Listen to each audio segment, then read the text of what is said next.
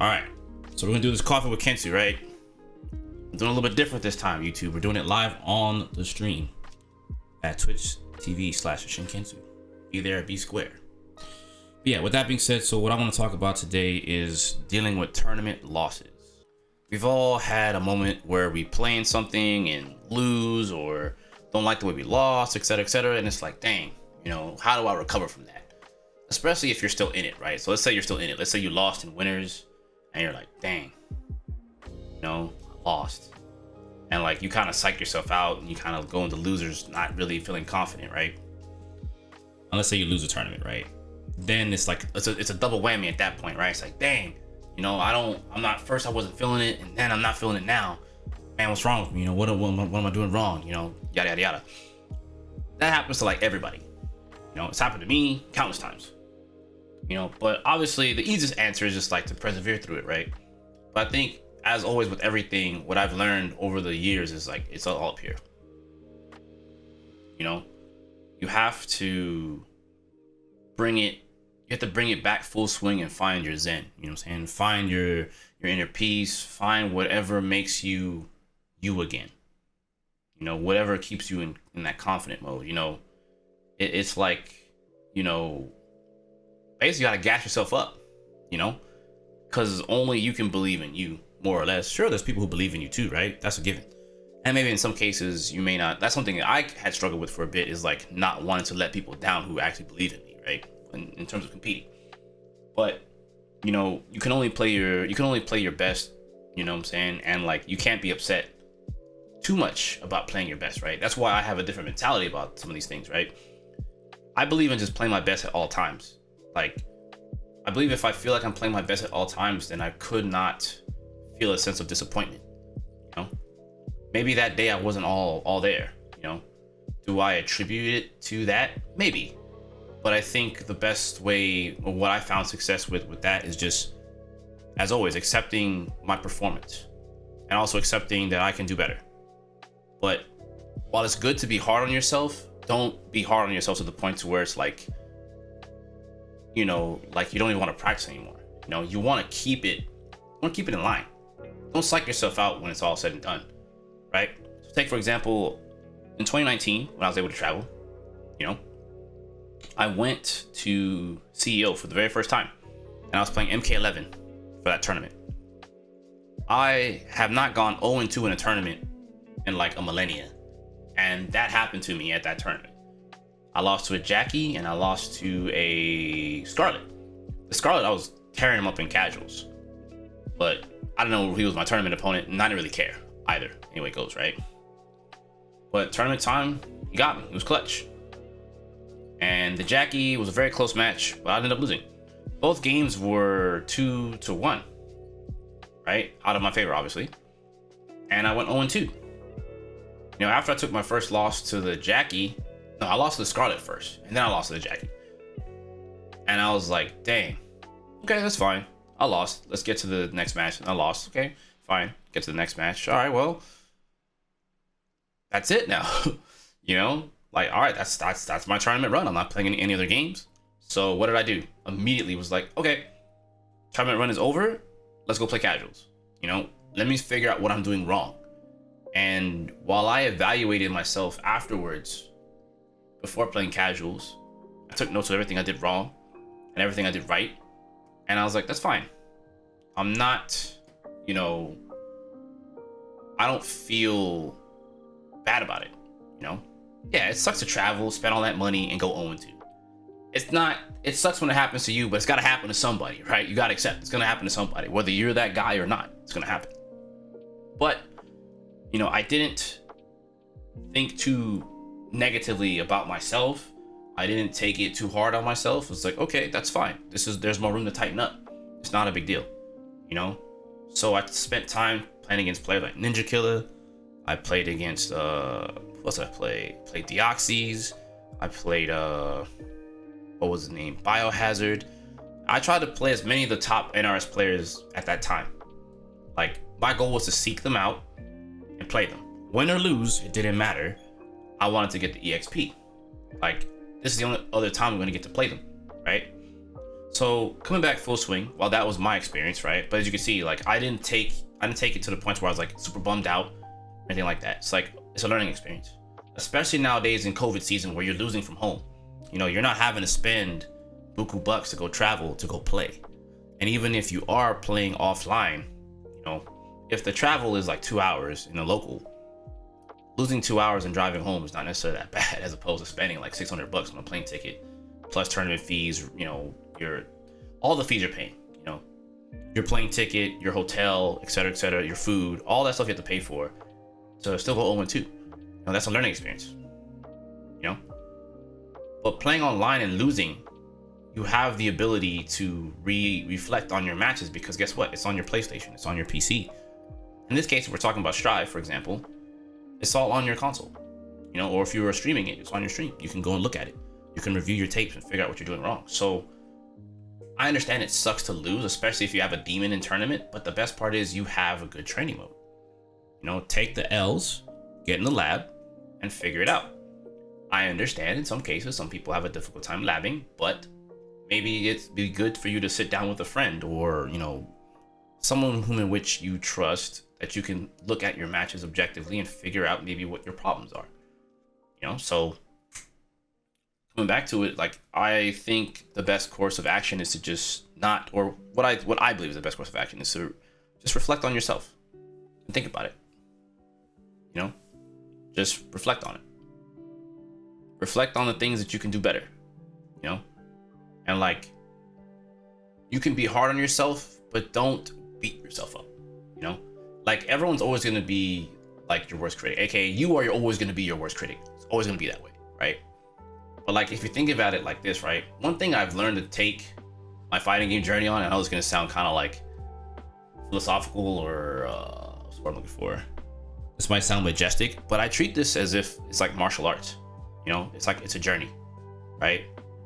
Like even like great martial artists like Ip Man or even like Bruce Lee, like there was still so much that they could have learned in their time, you know, in terms of perfecting, you know, the art, you know, and this is the same thing, you know, it takes time to perfect that. That's why there's people who, like, say in Japan, who still just play Third Strike or still just play Super Turbo. Like they're still trying to hone their craft. They're still trying to master the game, you know, and this is no different, you know, whether it's, or even just mastering fighting games or being a master of several fighting games or a style of fighting game. Like Daigo can play just about anything, but he specializes in Street Fighter, right? So you can see across every generation of Street Fighter games, he's been pretty strong at it, you know? He's been a really strong force in Capcom fighting games, much less Street Fighter. I don't really speak on Marvel, but we can definitely say in the Street Fighter series, he's been a problem. You know, he's really good. So, you know, and they just spend time honing that craft. So this is the same thing here. It's like a never-ending journey. Like if you treat it as such and like keep the discipline for yourself, I feel like you can never truly be disappointed in yourself. Honestly, I think if you treat it that way, you can truly never be disappointed. Honestly, I don't see it. But if you do, so hopefully you don't after watching this, you know, just don't be hard on yourself. Don't be too hard on yourself. Coffee. Win and lose happens. You know, there's always going to be a winner. There's always going to be a loser. You know, even if you lose, there's something to be learned. Even if you win, there's something to be learned, right? Because if you won, right? Let's say, take on the flip side. Let's say you win, right? Let's say all your wins are like nail biters. You know, does that mean you have things to improve on? Absolutely. You know, maybe you need to work on your risk reward, you know, decisions. Maybe you need to work on maybe more your neutral based decisions. Maybe your footsies. Maybe your aerial game needs work. Maybe your counter poking game needs work. Maybe your execution needs work. You know, maybe you drop some combos that were very crucial. You know, all this stuff are things you have to like be more comfortable with. You have to, and obviously it comes with practice. You know, playing a lot will help you. Or even sometimes taking a break. Sometimes people also forget, I'll throw this in here too. Sometimes people forget that like taking a break is good too. Like you don't have to play 24/7. Like you can take a day or two off, maybe even a week. Sometimes when you refresh your palette, you come back with fresh eyes and you see, you can be more objective about how you're playing or what you're seeing in your games or what you're seeing about the game or how you even perceive the game. You know, you don't have to look at it as playing every day is always gonna be the best thing, right? sometimes people forget that like practice doesn't just mean playing the game. It also means watching match videos, you know, taking notes on your own gameplay, watching your own replays, all that stuff. All that stuff can be attributed towards playing the game, you know? So even if you're not physically playing the game, if you're studying, that's still good too. You know, so you don't have to play 24/7. Just refresh your palate. It's cool. Nothing wrong with that. Never forget about that. Absolutely nothing wrong with that. So refresh your palate, come back, look at it differently, and you know, get better. You know, that too. Some players do struggle with tournament nerves. I think tournament nerves are gonna come, and they're just gonna end up going. You know, like you play in enough events, the nerves will go away. Tournament is definitely different than sitting, you know, at home and ranked in your boxers. Granted, there's online tournament season right now, so you're still sitting in your boxers and still playing or whatever, right? But, you know, I think as long as you treat it as if it's just another match, don't put too much pressure on it. Like I said, I think the goal is to focus on your performance. You know, perform well and keep performing well. Keep doing your best to perform well. You're gonna have good and bad days, man. Trust. It's just like that. It's just like that. Some people don't like to accept that, but it's just like that. You know, I have probably, you know, honestly some of the best execution, you know, for a fighting game player. But even I miss combos, even I drop, even I have good and bad days. Like, I'm not perfect either. You know, the goal is to be at least 85 to 90% at best, right? And I say like 85% because, you know, giving myself that 15% room for chance for messing up. You know, there's all kinds of different factors, you know. One factor could be lag because it's online. One factor could be, you know, maybe my stick messed up. You know, another factor could be, you know, whatever the other 5% is. You know, it is what it is. But try to get it at, you know, try to minimize it. Get it to at least 90%. If your execution at 90%, it's great. You know, if you keep things at 90%, it's great. You know, that means you're doing what you need to be doing. But yeah. At the end of the day, I think the most important part is just like I said before, just don't take it too hard. Don't beat yourself up too hard because it's not perfection. Play to your best and don't allow yourself to just whittle away in your own thoughts. You know, don't lose to yourself before you sit down and play. Don't lose to yourself even when it's all said and done. Just keep going. It's a journey. It's a never-ending journey. You know, the journey only stops when you put down the sticks. Straight up. That's how it is. So, exactly. You are your own worst enemy. Correct. You are your own worst enemy. So, just keep it going, man. Trust and believe. Trust and believe. Take it from me. I can tell you guys all kinds of stories that I've had to deal with, you know, in regards of like recovering from losses and things like that. You know, I guess I'll throw this one out here and then we'll call it. Like, I've taken some L's, man. I've taken some L's that have definitely put me on like, man, I hate this game type status, you know? But like, on some points you can blame the game, but like you can bend the game to your will to the best of your ability. I think once I learned that skill, once I learned how to do that, I think that's when things changed for me. Pretty drastically too. Like, no matter what, you can always do better, and you can always find out the ways to do better.